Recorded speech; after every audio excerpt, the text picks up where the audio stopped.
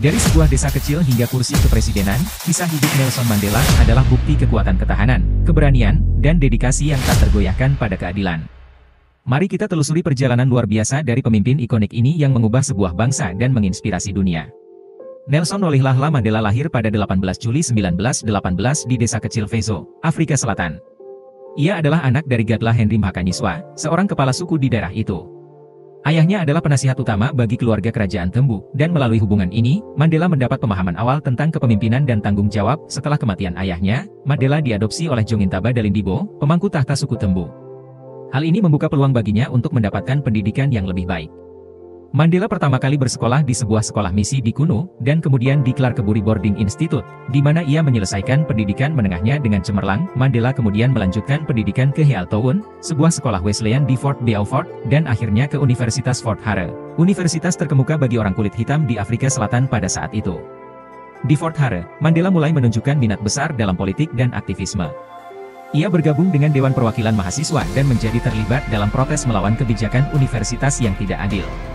Karena partisipasinya dalam protes tersebut, Mandela dikeluarkan dari universitas sebelum menyelesaikan gelarnya. Setelah dikeluarkan, Mandela kembali ke rumah, namun segera pindah ke Johannesburg untuk menghindari perjodohan yang diatur oleh Jongintaba. Di Johannesburg, Mandela bekerja berbagai pekerjaan sambil menyelesaikan gelar sarjananya melalui kursus jarak jauh dari Universitas Afrika Selatan. Ia kemudian melanjutkan studi hukumnya di Universitas Witwatersrand, di mana ia semakin terlibat dalam gerakan anti-apartheid dan bergaul dengan aktivis politik lainnya. Masa-masa pendidikan dan awal karir Mandela di Johannesburg adalah masa yang membentuk pandangan politik dan komitmennya terhadap perjuangan melawan ketidakadilan rasial. Pengalaman dan pendidikan awal ini membekali Mandela dengan pengetahuan dan keterampilan yang diperlukan untuk memimpin perjuangan panjang menuju kebebasan dan kesetaraan di Afrika Selatan. Setelah lulus dari Universitas Fort Hare dan melanjutkan studinya di Universitas Witwatersrand, Nelson Mandela pindah ke Johannesburg. Di sana, ia mulai bekerja sebagai pengacara dan bergabung dengan Kongres Nasional Afrika, ANC, sebuah organisasi yang berjuang melawan ketidakadilan rasial dan penindasan apartheid. Bergabung dengan ANC di ANC, Mandela cepat dikenal sebagai seorang pemimpin muda yang penuh semangat.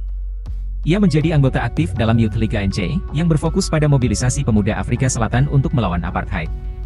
Mandela dan rekan-rekannya percaya bahwa apartheid, sistem politik yang memisahkan dan mendiskriminasi ras-ras, harus dihentikan agar semua orang bisa hidup dengan hak yang sama tanpa memandang warna kulit. Strategi perlawanan pada awalnya, ANC mengadopsi pendekatan damai dalam perjuangan mereka melawan apartheid, seperti protes dan aksi damai.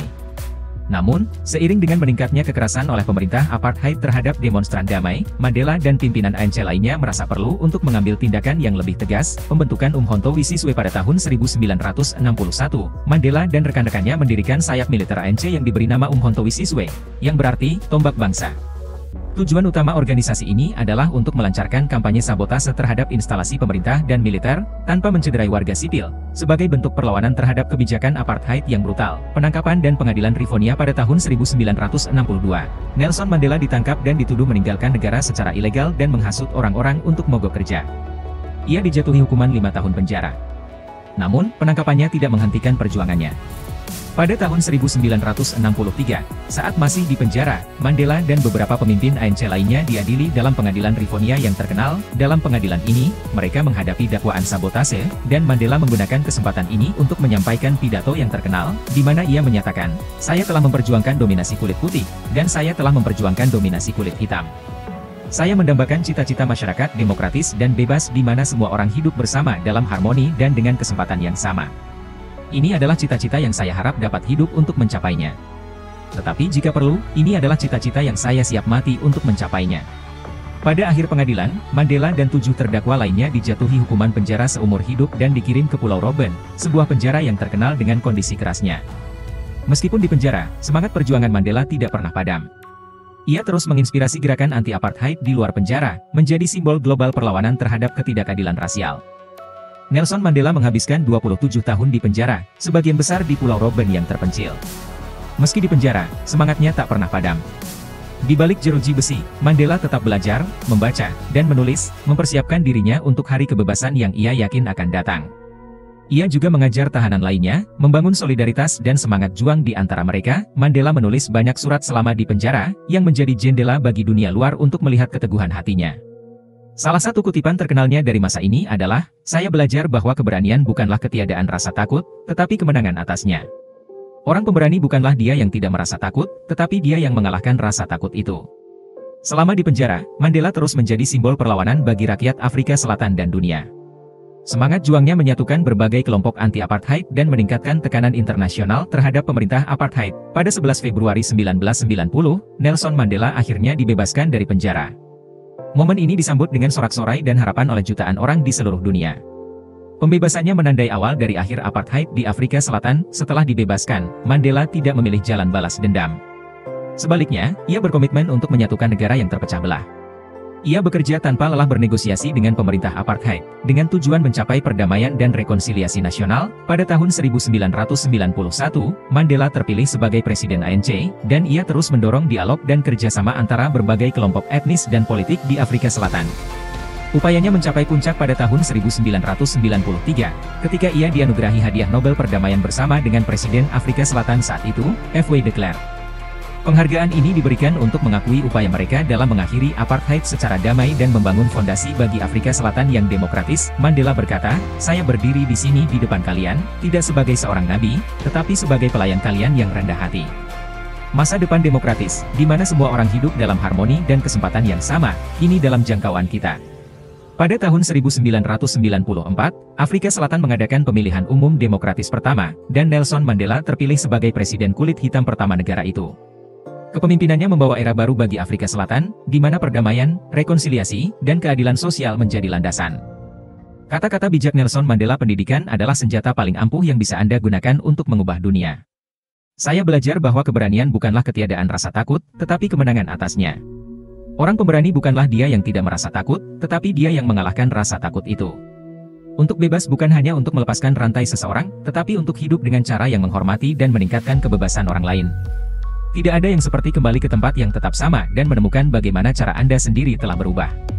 Mimpi itu bukanlah sesuatu yang harus Anda capai, tetapi sesuatu yang harus Anda kejar. Saya mendambakan cita-cita masyarakat demokratis dan bebas di mana semua orang hidup bersama dalam harmoni dan dengan kesempatan yang sama. Ini adalah cita-cita yang saya harap dapat hidup untuk mencapainya. Tetapi jika perlu, ini adalah cita-cita yang saya siap mati untuk mencapainya. Tampaknya selalu mustahil sampai itu selesai. Tugas kita bukanlah untuk melepaskan diri dari penderitaan kita sendiri, tetapi untuk mengubahnya menjadi sesuatu yang positif. Kita tidak pernah tahu seberapa kuat kita sampai menjadi kuat adalah satu-satunya pilihan yang kita miliki. Satu-satunya jalan menuju kebebasan adalah melalui keadilan. Kepemimpinan adalah seni membuat seseorang melakukan sesuatu yang Anda inginkan karena dia ingin melakukannya. Rasa hormat hanya diberikan kepada mereka yang layak mendapatkannya. Anda dapat mulai mengubah dunia dengan mengubah cara Anda sendiri berpikir. Penting untuk mengakui bahwa kita tidak bisa melakukan semuanya sendiri, dan kita membutuhkan dukungan dari orang lain. Seorang pemimpin yang baik bisa berdebat tanpa kehilangan semangat. Saya selalu tahu bahwa kebesaran dari kehidupan terletak dalam keberanian untuk membuat perubahan. Tidak ada yang seperti kembali ke tempat yang tidak berubah dan menemukan cara Anda sendiri telah berubah. Hidup yang baik adalah hidup yang melayani orang lain. Tidak ada jalan yang mudah menuju kebebasan dimanapun, dan banyak dari kita harus melewati lembah bayang-bayang kematian lagi dan lagi sebelum kita mencapai puncak gunung harapan kita. Kebebasan bukanlah sesuatu yang bisa Anda terima begitu saja, Anda harus berjuang untuknya setiap hari. Nelson Mandela meninggal pada 5 Desember 2013, tetapi warisannya tetap hidup dan terus menginspirasi jutaan orang di seluruh dunia. Sebagai simbol keberanian, pengorbanan, dan harapan, kisah hidupnya mengajarkan kita bahwa meskipun menghadapi rintangan besar, dengan tekad dan semangat yang tak tergoyahkan, kita bisa mencapai perubahan yang berarti. Mandela mengingatkan kita bahwa, untuk bebas bukan hanya untuk melepaskan rantai seseorang, tetapi untuk hidup dengan cara yang menghormati dan meningkatkan kebebasan orang lain. Dengan mengikuti jejak langkah Mandela, kita belajar bahwa perjuangan untuk keadilan dan kebebasan adalah perjalanan yang panjang, tetapi setiap langkah menuju kebenaran adalah langkah menuju masa depan yang lebih baik. Warisannya adalah panggilan bagi kita semua untuk terus berjuang demi dunia yang lebih adil dan penuh kasih. Kisah hidup Nelson Mandela bukan hanya sejarah, tetapi juga panduan moral bagi kita untuk berani berdiri melawan ketidakadilan, untuk memaafkan dan menyatukan, dan untuk berjuang demi kebebasan dan kesetaraan bagi semua.